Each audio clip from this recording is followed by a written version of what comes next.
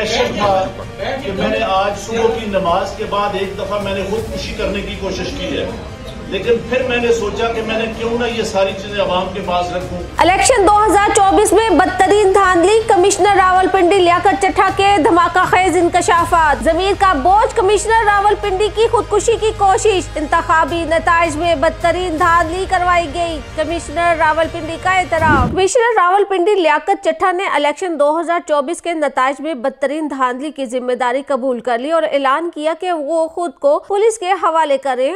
उन्होंने इल्जाम लगाया कि धांधली में चीफ इलेक्शन कमिश्नर भी मुलविस है। कमिश्नर रावलपिंडी लियाकत अली चट्टा आम इंतखाबात 2024 में मुबैना धांधली के इल्जामात के बाद अपने ओहदे से मुस्ताफी हो गए हैं और उन्होंने अपने बयान में खौफनाक इंकशाफात भी किए हैं। लियाकत चट्टा का कहना था कि मुझे कुछ अर्सा पहले इलेक्शन ड्यूटी पर लगाया गया था, लेकिन मैं अपनी जिम्मेदारी पर शर्मिंदा और मैंने जो जुर्म किया उस पर मुझे सजाए मौत दी जाए। मेरे सामने प्रिजाइडिंग अफसरान रो रहे थे, मैं अपने आप को पुलिस के हवाले करता हूं। उन्होंने इंकशाफ किया कि सुबह की नमाज के बाद मैंने खुदकुशी की कोशिश की, लेकिन मैंने सोचा अपना मुकदमा अपनी आवाम के सामने रखता हूं। प्रेशर था कि मैंने आज सुबह की नमाज के बाद एक दफा मैंने खुदकुशी करने की कोशिश की है, लेकिन फिर मैंने सोचा कि मैंने क्यों ना ये सारी चीजें अवाम के पास रखूं। मैं नहीं चाहता कि 1971 का वाकया दोबारा हो, इसलिए मैं अपने जमीर का बोझ खुद उतार रहा हूं। उन्होंने इतराफ किया कि रावलपिंडी डिवीजन के 13 MNA जो जीते थे उन्हें हमने हरवाया है। अपने बयान में उनका कहना था कि 70 हजार की लीड को हमने शिकस्त में बदला। मैंने जो इस मुल्क की पीठ में छुरा घोंपा है वो मुझे सोने नहीं देता। मैं सुकून की मौत मरना चाहता हूँ। मुझे जुल्म की सजा मिलनी चाहिए, बाकियों को भी मिलनी चाहिए।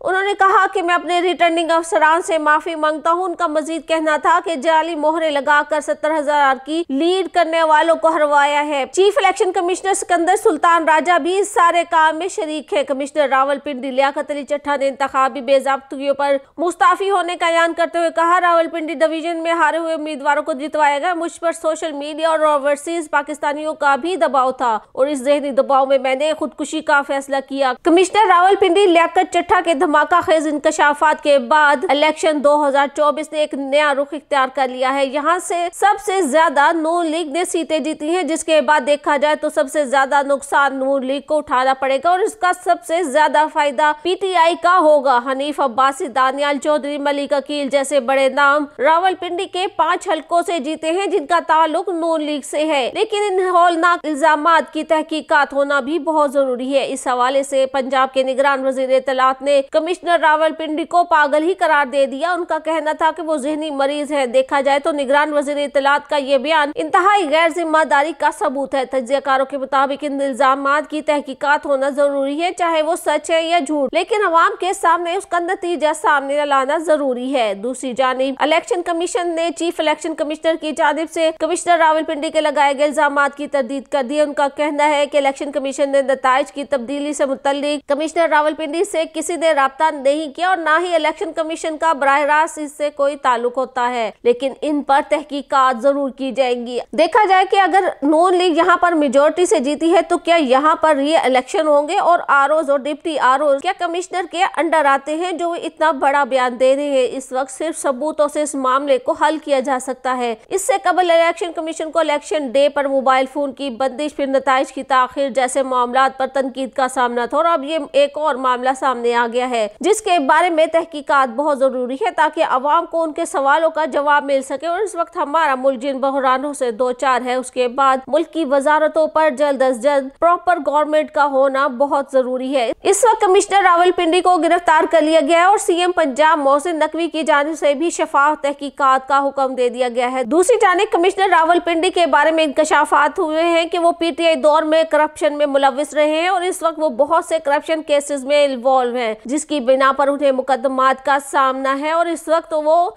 अपनी गिरफ्तारी से बचने के लिए भी ये सारा ड्रामा रचा रहे हैं। अब तो ये नजर आ रहा है कि इलेक्शन के 10 दिन बाद इन्हें PTI के हक में बयान देने का शौक इसलिए आया ताकि इलेक्शन मुलतवी करवा कर नून लीग की हुकूमत बनने से रोका जा सके। जबकि इससे कबल बैरिस्टर गौहर अपनी 180 सीटों के बारे में भी कई बार बता चुके हैं, जो शायद नून लीग की इन सीटों को मिलाकर तादाद बताई जा रही थी। सच क्या है वो तो सामने आ ही जाएगा।